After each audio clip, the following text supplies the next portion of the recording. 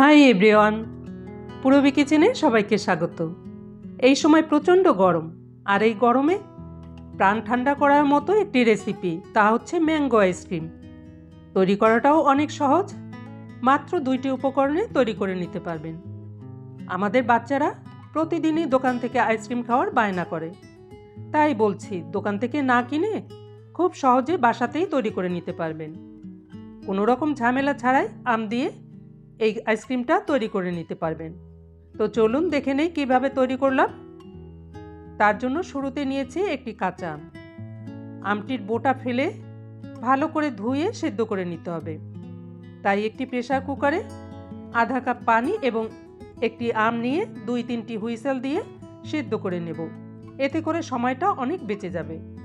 আমটি সেদ্ধ হয়ে গেছে, এবার খোসা ছাড়িয়ে আমের কাঠটাকে আঁটি এবং খোসা থেকে ছাড়িয়ে নিতে হবে।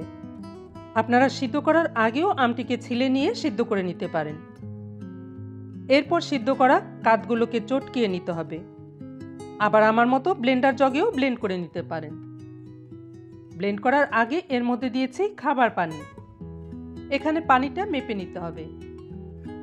আমি 1 টাইম গ্লাসে তৈরি করব, তাই এই গ্লাসের 3 গ্লাস পানি নিয়েছি। একটা আমের কাঠ এবং চিনি তো 1 গ্লাসের মতো হবে।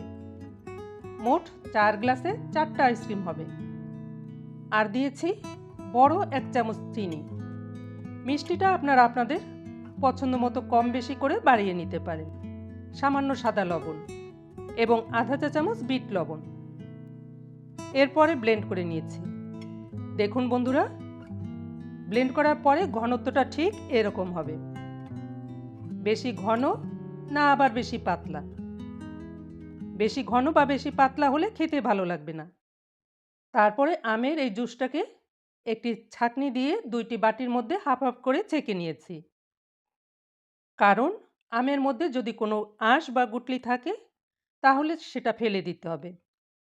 এবার 2টি বাটির মধ্যে 2টি ফুড কালার অ্যাড করব। একটি গ্রিন ফুড কালার এবং অন্যটি রেড ফুড কালার। এভাবে মিশিয়ে নিয়েছি। সামান্য করে দিতে হবে। আপনাদের কাছে যদি ফুড কালার না থাকে তাহলে পুদিনা পাতাও বেটে দিয়ে ছেঁকে নিয়ে এর মধ্যে মিশিয়ে দিতে পারেন, তাহলেও গ্রিন কালার হয়ে যাবে।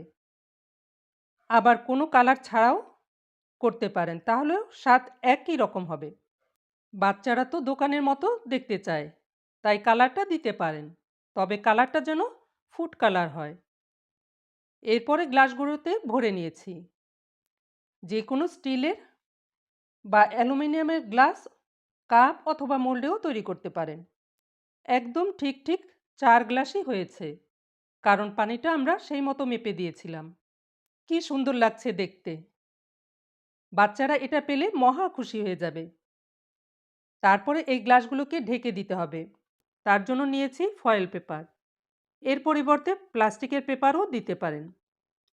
ঢেকে দিলে এর মধ্যে সঙ্গে সঙ্গে কাঠিটা দিতে সুবিধা হবে। আবার প্লেট দিয়েও ঢাকতে পারেন।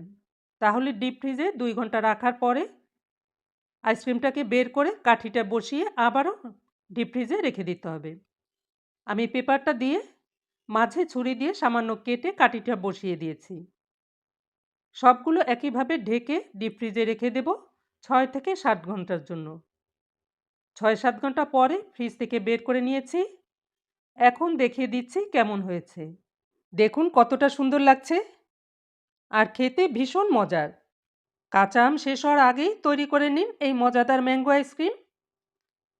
কত অল্প সময়ে বাচ্চাদের ফেভারিট এই আইসক্রিম তৈরি করে নিলাম। দেখুন আমার নাতি কি বলছে, ভিডিওটাও করতে দিচ্ছে না। তাড়াতাড়ি ওকে খেতে দাও। আমি খাইতে যাচ্ছি, তাও আমার ইউটিউবার দিদি আমারে খাইতে দিতেছে না। আপনারাও এভাবে তৈরি করে খাবেন এবং বাচ্চাদের খাওয়াবেন। তাহলে এবার রাখছি। সবাই ভালো থাকবেন, সুস্থ থাকবেন। Good bye.